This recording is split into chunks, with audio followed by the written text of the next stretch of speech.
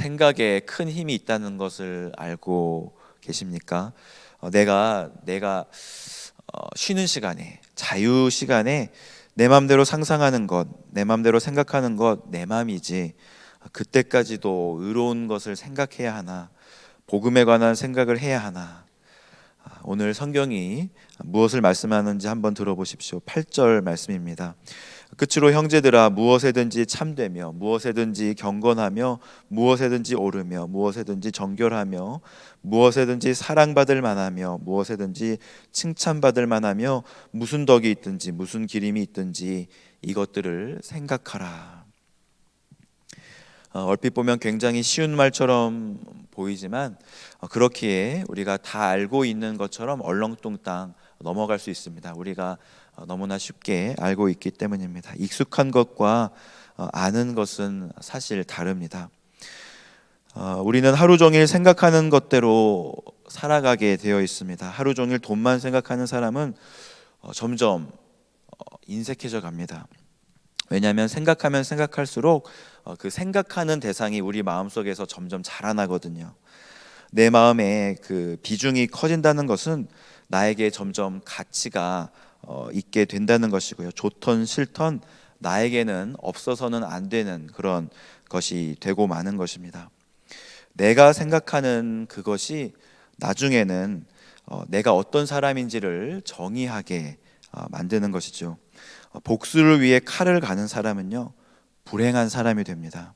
하지만 고상한 가치를 생각하고 그 가치대로 사는 사람은 그 가치에 걸맞는 그런 사람이 되는 것이죠.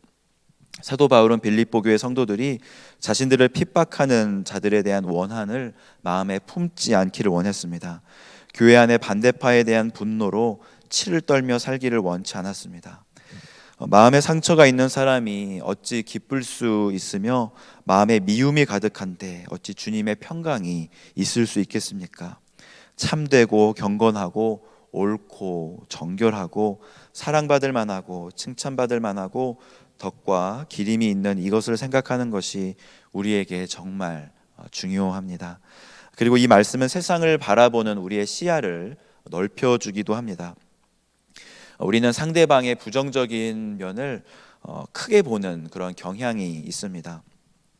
이게 너무나 자연스럽게 습관적으로 발전이 되어서 부부가 결혼을 하면 상대방의 아름답고 고귀한 가치는 금세 잊어버리고 나와 맞지 않고 나와 다르고 조금 이상한 것을 굉장히 이제 크게 보면서 그것을 반드시 고쳐야 하고 또 그것도 지금 당장 고쳐야 하는 것처럼 생각하기도 합니다. 하지만 상대방에게 좋은 점을 바라보고 그것을 칭찬해주고 격려해준다면 그 관계에는 주님의 평화가 깃들 것입니다. 오늘 만나는 분들에게 어떠한 참된 모습이 있습니까? 배우자에게서는 어떤 경건한 모습이 있습니까? 어떤 때는 믿는 사람들보다 믿지 않는 사람들이 하나님을 더 두려워하고 또 예의를 갖추는 모습을 보게 됩니다. 나와 생각은 다르지만 다른 이에게서 옳은 모습을 발견하실 수 있습니까? 만약 그렇다면 그 모습으로 상대방을 바라봐주고 또 인정해 주시기 바랍니다. 주님은 우리의 좋지 못한 모습을 또 있는 그대로 받아주시고 그분의 길을 걸어가도록 해주셨습니다. 물론 우리가 주님을 닮아 거룩해지기를 누구보다 원하시는 분이시죠. 하지만 우리의 모난 모습을 보시고 분을 내시거나 당장 그 버릇과 습관 고치라고 소리 지르시지 않으십니다.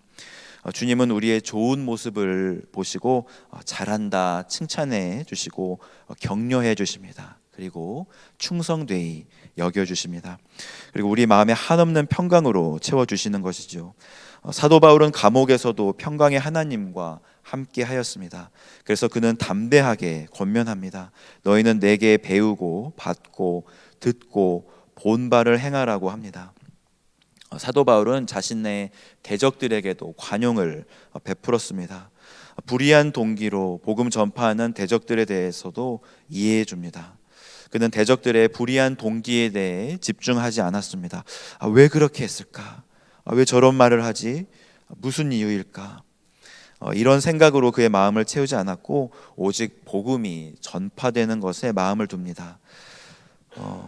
성경은 모든 지킬 만한 것 중에 더욱 내 마음을 지키라, 생명의 근원이 이에서 남이니라 말씀하십니다. 오늘 하루도 평강의 하나님께서 여러분의 마음을 지키셔서 참되고 경건하고 옳고 정결하며 사랑받을 만하고 칭찬받을 만하고 덕과 기림을 생각하는 하루가 되시기를 축복합니다.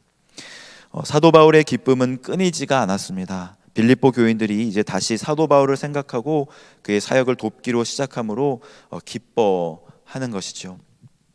하지만 사도 바울은 그것이 단순히 물질적인 이유로 인함이 아님을 설명해 줍니다. 사도 바울은 물질로 인해서 그의 기쁨이 왔다 갔다 하지 않는다고 그는 말합니다. 돈을 많이 벌면 기쁘고 좋은 집에 살면 기쁘고 또 돈을 조금 벌면 슬프고 나쁜 집에 살면 슬프고 이것은 세상의 사람들이 하는 행동입니다. 많은 사람들이 주식시장의 동향을 보면서 세상의 짐을 혼자 진 것 마냥 한숨을 푹 내쉽니다. 그러다가도 자신이 보유한 주식이 이렇게 막 하늘 높이 올라가게 되면 그렇게 해맑은 미소를 지을 수가 없는 것이죠. 하지만 사도 바울은 자족하는 법을 배웠다고 말합니다. 11절 말씀입니다. 내가 궁핍함으로 말하는 것이 아니니라 어떠한 형편에든지 나는 자족하기를 배웠노니. 그러면서 그는 비천에 처할 줄도 알고 풍부에 처할 줄도 알아 모든 일 곧 배부름과 배고픔과 풍부와 궁핍에도 처할 줄 아는 일체의 비결을 배웠다고 말합니다. 그리고 우리가 잘 아는 말씀을 우리에게 하시는데요. 13절 말씀입니다. 내게 능력 주시는 자 안에서 내가 모든 것을 할 수 있느니라. 13절 말씀은 문맥상으로 사도 바울이 어떠한 상황에서도 자족할 수 있다는 것을 말하고 있는 것입니다. 그것도 자신의 힘으로 자족하는 것이 아닌 내게 힘 주시는 분 안에서 할 수 있다는 것이죠. 가끔씩 사람들이 이 말씀만 13절 말씀만 똑 떼내어서 하나님 안에서 나는 무엇이든지 할 수 있다고 쭉쭉 나아가시는 분들이 계십니다. 하나님 안에서 나는 돈을 많이 벌 수 있다고 무작정 사업에 뛰어드는 분도 계시고요.